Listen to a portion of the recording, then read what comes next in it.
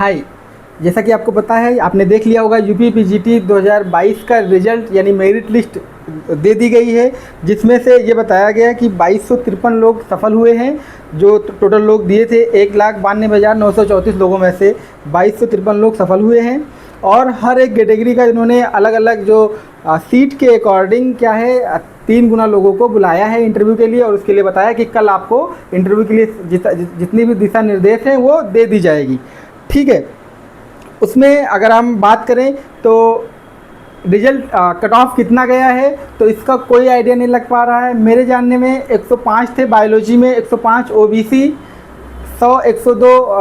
Unreserved में उनका selection नहीं हुआ है, 102 अनरिजर्व में थे उनका सिलेक्शन नहीं हुआ है, 97 ईडब्ल्यूएस में थे उनका भी सिलेक्शन नहीं हुआ है, और इसके अलावा जो 105 ओबीसी थे उनका भी सिलेक्शन नहीं हुआ है। तो अब कितना गया कट ऑफ, कहीं ना कहीं मुझे जो लग रहा है वो 110 के ऊपर चला गया ओबीसी का कट ऑफ। ऐसे ही अनरिजर्व का भी कट ऑफ गया है, और ऐसे ही और भी कैटेगरी का है वो कट ऑफ, मतलब बहुत ही हाई कट ऑफ गया है। बिल्कुल भी अनएक्सपेक्टेड है, बिल्कुल भी जो है ये वो नहीं किया जा सकता, क्योंकि लास्ट टाइम ये जो आए हैं लोग, मेरे जानने में अभी तक कोई ऐसा नहीं है जो सिलेक्ट ऐसा हो कि मेरा हो गया है, मेरा इसमें रोल नंबर है, चाहे वो किसी भी कैटेगरी का हो। मेरे जानने में जो मैक्सिमम लोग थे वो 105 तक थे,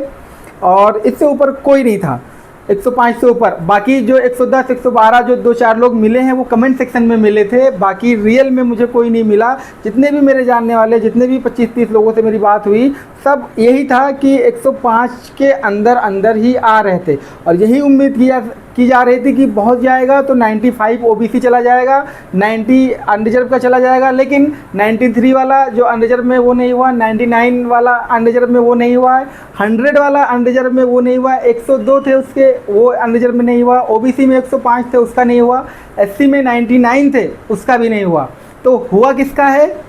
ये आप लोग कमेंट सेक्शन में बताइए कि किसका हुआ है, आप ज़रूर बताइए। और कितने आपका क्वेश्चन सही थे, क्वेश्चंस बताइएगा कितने सही थे, और आपका कौन सी कैटेगरी थी, और हुआ है कि नहीं हुआ है ये ज़रूर बताइएगा। होता है ना कि दिमाग ऊपर चला गया है कि क्या जो जिनका भी सिलेक्शन हुआ, क्या वो कंप्यूटर बैठे हुए थे उस एग्ज़ाम रूम में, कि उन्होंने 125 में टाइम भी नहीं है, पेपर भी बहुत अनएक्सपेक्टेड था, और ये भी था वो भी था, उसके बाद भी 110 प्लस स्कोर करने वाले 150 लोग हैं, जो बिल्कुल भी ये नहीं है कि इतने लोग चले जाएंगे, इतने लोग का वो हो जाएगा, ये बिल्कुल भी एक्सपेक्टेड नहीं था। कोई नहीं सोच सकता, ना कोई कोचिंग वाला, ना कोई एस्पायरेंट, ना कोई स्टूडेंट, ना कोई जो एग्ज़ाम दिया है या जिसने 100 स्कोर किया है और जिसने 100 से कम स्कोर किया है, वो तो ये सोच रहा था कि मतलब 100 तो किसी का होगा ही नहीं मार्क्स। अब यहाँ देखो 100 प्लस वाले तो हो ही नहीं रहा है, 102 105 वालों का तो हो ही नहीं रहा है, और 90% पब्लिक ये मान रही थी कि 100 प्लस वाला स्कोर किसी का है ही नहीं, ये मान रहे थे। 90% पब्लिक जो कमेंट सेक्शन में लोगों को गाली दे रही थी, ऐसा वैसा बोल रहे थे कि ये कुछ नहीं है, ये सब खाली कमेंट सेक्शन में लिखते हैं, इतना किसी का स्कोर नहीं कर सकता कोई ऐसे पेपर में, ये है वो है। तो